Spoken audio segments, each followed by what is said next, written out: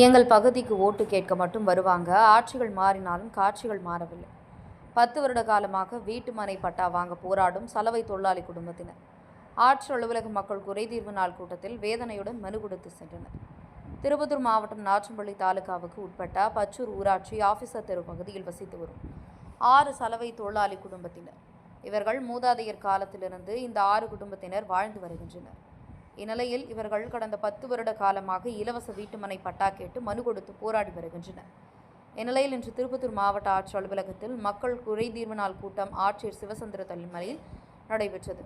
பச்சூர் கிராமத்தை சேர்ந்த கார்த்திக், வளர்மதி, தமிழரசி, மகேஷ், சென்னம்மாள், வெங்கடேஷ் ஆகியோர் அரசு வகுத்துள்ள ஆட்சேபனையற்ற புறம்போக்கு இடத்தில் சுமார் 40 ஆண்டுகளாக குடிசை வீட்டில் வசித்துக் கொண்டு கூலி வேலை செய்து வருவதாக கூறப்படுகிறது.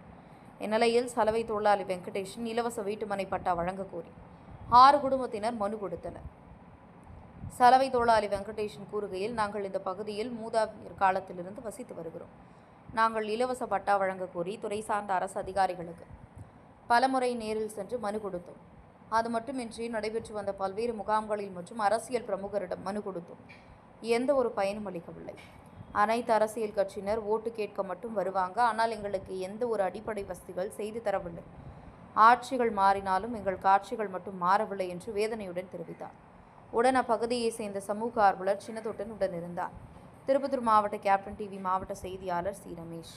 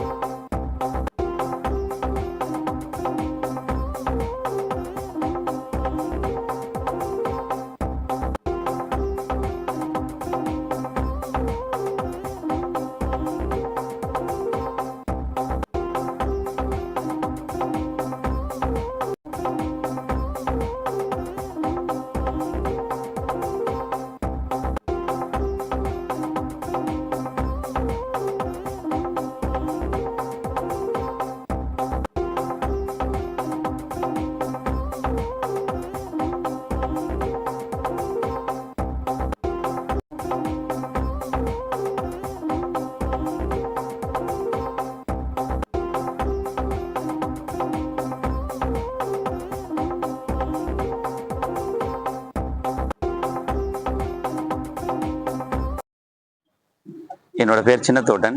நான் நாற்றுமலை தாலுக்கா பச்சூர் பகுதியை சேர்ந்த சமூக ஆர்வலர்.